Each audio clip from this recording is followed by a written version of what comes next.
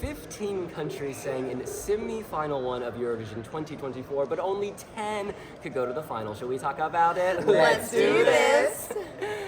And before we dive in, please remember that this year we are supporting charity with Match Bingo. If you click on the link in the description, you will be taken to a new Eurovision app game, and you can support the East Anglian Air Ambulance, the EAAA. They provide vital medical helicopter assistance for those in need. You can read all about it. Now, there were 10 acts that have advanced to the grand final. Let's quickly review who they are. You have Serbia, Portugal, Slovenia, Ukraine, Lithuania, Finland, Cyprus, Croatia, Ireland, and Luxembourg. And that means the non-qualifiers were Poland, Iceland, Moldova, Azerbaijan, and Australia. All right, Sinan, what are your first thoughts? What a great show! First of all, we were inside of the arena, and it was like an experience I would never forget.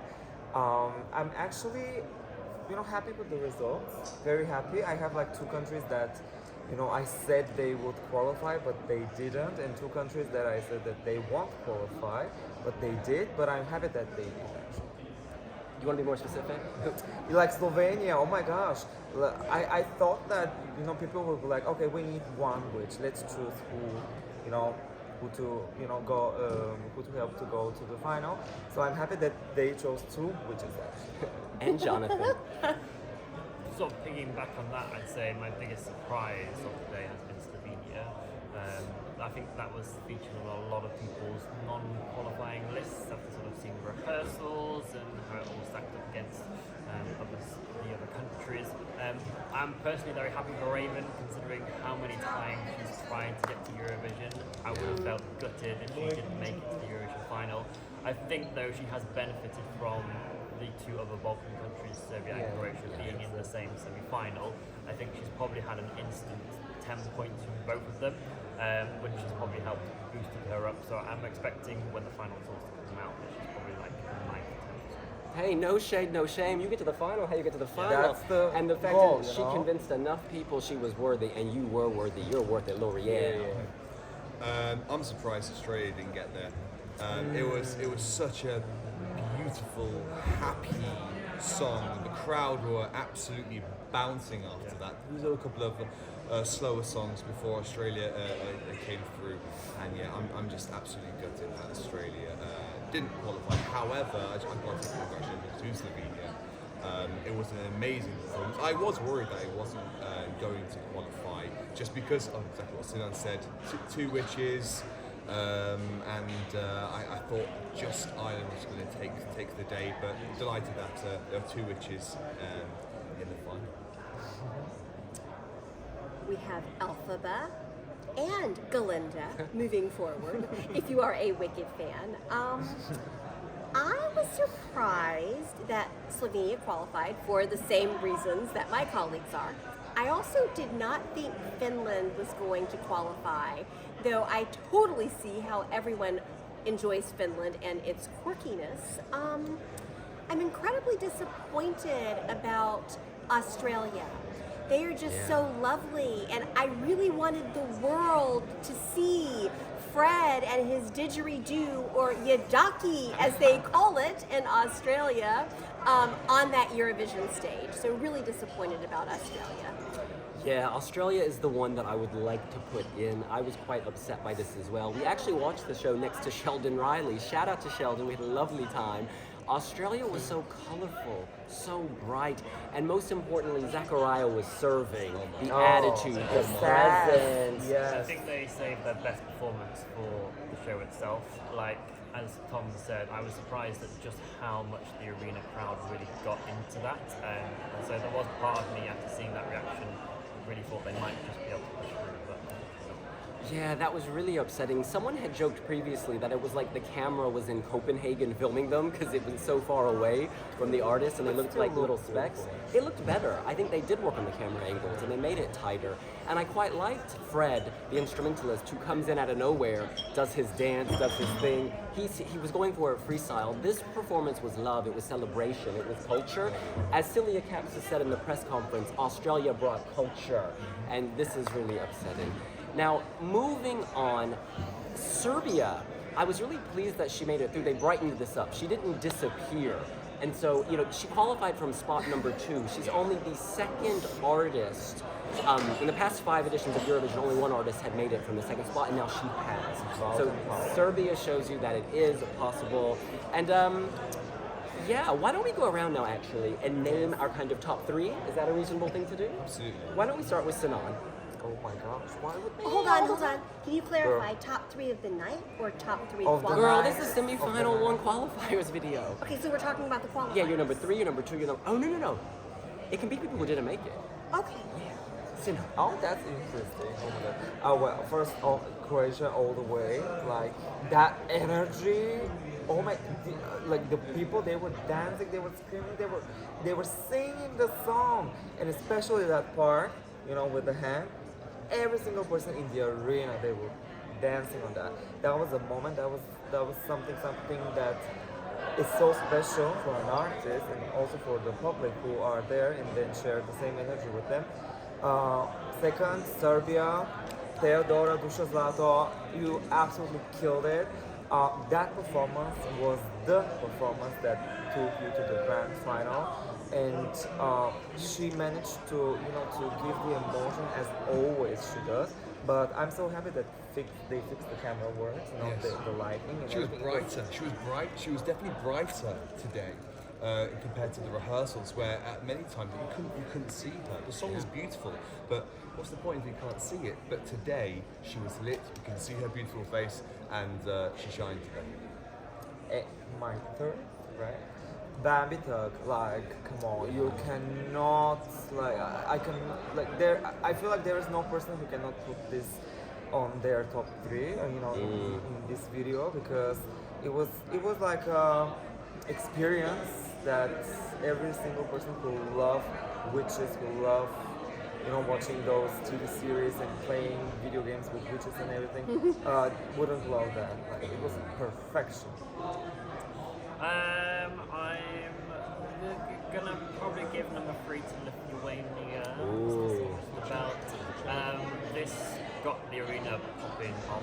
Like Cyprus was a good starter, but once we hit Lithuania, things like hit the roof and like the whole crowd was buzzing and singing along. This was a really great performance, and I'm sure Lithuania are in for a great result on Saturday as well. Number 2 would be Ukraine. Beautiful. I think this is outstanding.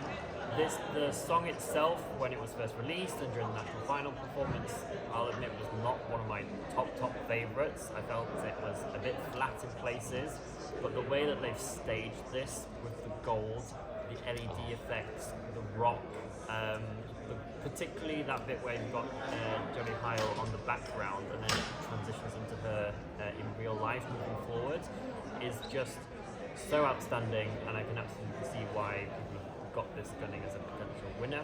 And then my number 1 is also going to go to Bambie from Ireland. This is like next level stuff, really. It's again another one where it took me like 5 listens to really get into it, but I think if you're seeing the live performance on the Eurovision stage for the first time, it just grabs you instantly. She's able to balance those lighter and darker moments really well with the staging that she's captivated with us. So yeah, really well done, and it's great to see Ireland final. My number 3 is Ireland. I think this is an amazing horror film in 3 minutes. It feels like it has been directed with a fine-tooth comb even. Every single second, every single moment of the song has purpose. And I think that is what shines the most. It feels like there is a story, there is structure, and that's why it's my number 3. And of course, she was incredible. My number 2 is maybe Lasagna in Croatia. I don't. It was the loudest pop of the night. It was the loudest pop of the night in the stadium. Everyone loved it. I do, even though it's my number 2 of the night, I do think we're going to Zurich next year. Zurich? I thought you were going to say Zagreb. I'm tired. It's a long day. It's past Is that a midnight. sign? Wait, it's just to confirm, you meant Zagreb. I meant Zagreb. Sorry, everyone. Sorry, Swiss people and Croatian people. Yes, Zagreb. It's late. But Switzerland is tomorrow. Anyway, my number 1. My number 1. It is my favourite from the very start. It is the most beautiful song of Eurovision 2024. It is Ukraine. Oh. I'm in tears when it finishes. It is the most. The storytelling is phenomenal. When she does climb that mountain, if you like, when all those lights are streaming at her, and then it's golden, and then it goes to the more silvery, darker, and as Alyona grabs the microphone from the back of her head, it's just a beautiful moment. It's just, again, similar to Ireland, every moment feels like it has purpose. It is gorgeous. Congratulations, Ukraine. So Ducky Doo phoned a moment ago. That duck is not in this video. And he really Where is he wanted me to. He's at the flat. He phoned a moment ago.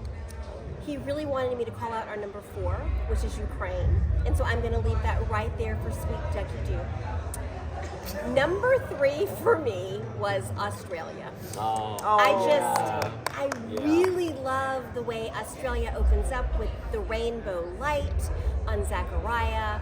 Again, I love Fred and his yidaki. When we first met Fred, or when I first met Fred, Fred was carrying his yidaki and he was in khaki pants and dress shoes. I think he had on dress shoes. And then on the stage we see him going totally indigenous. And I love Fred. All right, so Australia is my number 3. My number 2 is Ireland. I'm just completely enthralled during that performance and captivated by the witch. There's nothing I can say other than that. And my number 1 has been my number 1 for months now. I have always wanted to take a solo travel trip to Croatia. I've been told by baby... We'll stay home then, bye. I've been told by baby C over here that if Eurovision is in Croatia next year, I'm not allowed to take a solo trip. No, But absolutely not. We are going together. Split, Rijeka. so much for that solo trip, because I have a feeling that my number 1 is everybody's big number 1, and we are going to Croatia next year. I've also been named Mama Spaghetti. Mama Spaghetti, is that a reference to Czechia, Nicholas Joseph? Baby Lasagna, Mama Spaghetti. Our I girl don't know. loves her carbs. All right. Oh, Speaking delicious. of being fed, these 3 acts nourished me. My number 3 is Ukraine. Honestly, this is gorgeous. Teresa and Maria, divas, yes, but also Alyona, and Jerry Heil. They can sing, and they are so different to one another that you stay interested. When Alyona pops out and everything goes black, and then there are the shadows on the boxes, the cubes above, there are so many interpretations, shadows of the past, people who have died recently, the people who died who will become saints. It's just, you get goosebumps all over. The fact that she's rapping and yet it's still melodic, it's still musical, this speaks to her power. And also, our girl Jerry Heil climbing Pride Rock. Again, I can't let go of this Lion King analogy because it's so beautiful. And at the end, with all the women on the ground, I remember sitting there being like, come on girl, lay down. Lay down, I want to see you lay down. And then she does. It's just this beautiful mosaic of humans, of humanity, of bodies. And you know, I still don't know if they're all alive or dead. And I think there's a very strong message here. They're alive. Somebody moved Yeah, of tonight. course. Those were the 2 singers, right? No. Oh, the other one. Yeah, of course. Ah, They're okay. not zombies or something. Well, no, it's a lot to They're dissect is the point. And this is a good performance because you want to watch it again and you want to assess what's going on. I think that is power. So my number 2 I'm gonna say crown the witch, honey. Ireland is my number 2. Bambie Thug. This was just so powerful, so moving, and yet so horrific at the same time. This is every horror movie I've ever seen, but done in a more elevated way. What clever production to have the circle on the floor that forms a pentagram, that forms an incantation circle with candles, that Bambi can stand in, and then they can look up, creating a vortex to this other world. It's rich and it's smart. It is so well thought out, and it's a very good use of resources. Circle, candles, warlock. You know, there's sexual chemistry here. There's acting going on. Forbidden love. Forbidden love. And, you know, Hex on the X. I don't know. Reviving the dead. It's just got so many levels and layers. It's an onion from Narnia, honey, because we don't have these onions on our Earth. It's just fantastic. The people at Sheldon Riley was losing it next to us. He was screaming, and I was feeling the same vibe. I think it's just so shocking. Well, Jedward got up and they were all about yeah, that was off the balcony. Well, then they are. I was like, John and Edward, y'all got to Ireland, sit aren't they? down. But, oh yeah, that's a good point. Yeah. But Bambi Thug, they have really given us art that is accessible to the mainstream. And I don't think this is gonna freak people out so they don't vote. I think it's gonna freak people out so that they do vote. And finally, my winner, it's Croatia's Baby Lasagna.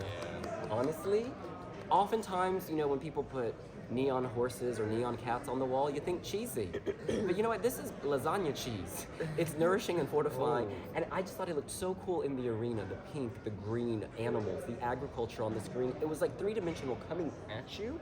Loudest applause of the night. Oh, yeah. Easily. The smoke effects. You know, the fact that the audience was singing back to him, that will come through the cameras and onto people's TVs. You will feel the transmission of energy. L'énergie. We saved the best for last. Notice the cats popped up last. Yeah. And they were like, Oh, you know what? Like when they do the section, the entire arena, you can see their wrist lights going up and down, and I think that Every really. single person in that arena, every single person Yeah. in that arena was in the timeline. So I just want to quickly go around. We can do thoughts on the grand final or a takeaway. You can say basically this is the freestyle moment. Do what you want. I'm going to borrow a comment from our website. Thor Beta points out that Croatia and Ukraine have drawn producer's choice. Both Croatia and Ukraine. also Serbia. So logically, with these two, Ukraine and Croatia, who I consider potential winners, I don't think Serbia can win, sadly. I think that perhaps the EBU, you know, I'm not saying they play favorites, but if I was them, I would definitely put Croatia, you know, as far back as I could. And with Ukraine, obviously Ukraine's in a very difficult situation right now, and it's not able to host. So if you're the EBU, you might think, okay, I've got producer's choice. Who am I going to put where? I could see them putting Ukraine earlier and Croatia later. I'm not saying that's right. I'm not saying you should do that. I'm just saying that's a possible outcome. Sinan. The grand final will be Grandiose. grandiose. And you. So grandiose. I cannot wait. Producer's choice, you gotta choose those, you know, places very carefully. Thank you so much. Our girl is tired. You know what, honey? No, Thank you literally. so much. Thank you so much. Oh my god, let's go to the Balkans. Come on, it's time. It's time. I think my closing statement would just be like the production by SCT has been like outstanding. That stage is amazing. That stage and the cubes and the LEDs and everything just works so well. Perfect. No, the fact that you've got acts like Australia, Azerbaijan, Moldova, Poland with everything that's going on and not qualifying, I think just shows the level that we are at Eurovision at the moment and just what Sweden have been able to produce in terms of the contest overall. Once we get to that grand final, it's going to be a very strong night. This could be like much like Sweden 2016 when they hosted like a contest from them. Absolutely. I mean, the quality is going up every single year. Staging quality is going up every single year. The show is just improving. Yes, the final is going to be so open. Though I did say we're going to Zagreb, not Zurich. We might be going to Zurich because we're still waiting tomorrow to see what Yima does. And I think it's going to be the strongest final ever. I do. I think it's going to be the strongest final ever. Votes going to go all over the place, and I don't think it's going to be an out-and-out winner like the bookies are saying right now.